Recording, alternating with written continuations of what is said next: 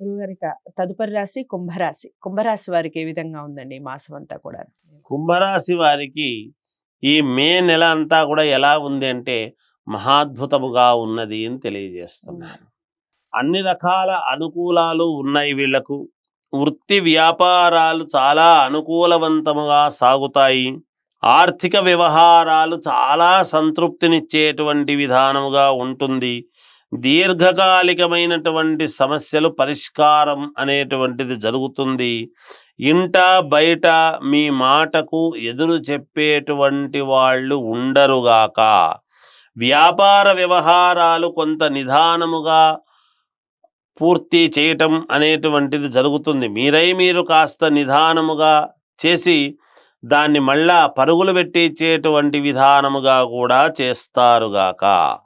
ప్రముఖులతో పరిచయాలు మరింత ఉత్సాహాన్ని మీకు పెంచుతాయి. కొంతమంది ప్రముఖులు కొత్త వాళ్ళు పరిచయం కావడం జరుగుతుంది. మీకు ఉత్సాహం పెరుగుతుంది అని దాని అర్థము.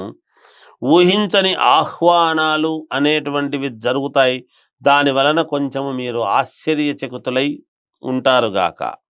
ఉత్సాహంగా మానసికంగా సంతోషముగా ఈ మాసమంతా కూడా ఉంటారు. అవసరానికి చిన్ననాటి మిత్రుల సహాయ సహకారాలు మీకు పూర్తిగా అందుతాయి. నిరుద్యోగులకు నూతన అవకాశాలు రావటం లాంటివి జరుగుతాయి.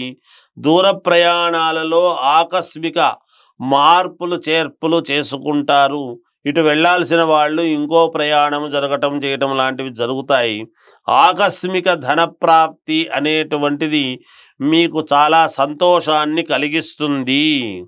అధికారులతో చిన్నపాటి సమస్యలు అనేటువంటివి ఉంటాయి, కానీ వాటిని మీరు అధిగమించి తీరుతారుగాక తప్పకుండా. ఇంకా మెరుగైనటువంటి ఫలితాలు మీరు సాధించుకోవాలి అంటే శివారాధన చెయ్యండి, మేలు జరుగుతుంది గాక. దైవారాధన ఎలాగో చెప్పారు కాబట్టి దిక్కులు రంగుల విషయం కూడా చెప్పండి గురువుగారు. ఇక మామూలుగా ఈ ఎటువంటి రంగులు దుస్తులు వేసుకుంటే మేలు జరుగుతుంది అని గనక మీరు అనుకుంటే అన్ని రకాల దుస్తులు వేసుకోవచ్చును. ఏ దిశకు వెళితే మేలు జరుగుతుంది అని కూడా అనుకుంటే అన్ని దిక్కులు పనిచేస్తాయి గాక. ఏమి ఇబ్బంది లేదు. కుంభరాశి వారికి కూడా చాలా బాగుందండి. మే మాసం అంతా కూడా బాగా కలిసి వస్తుంది.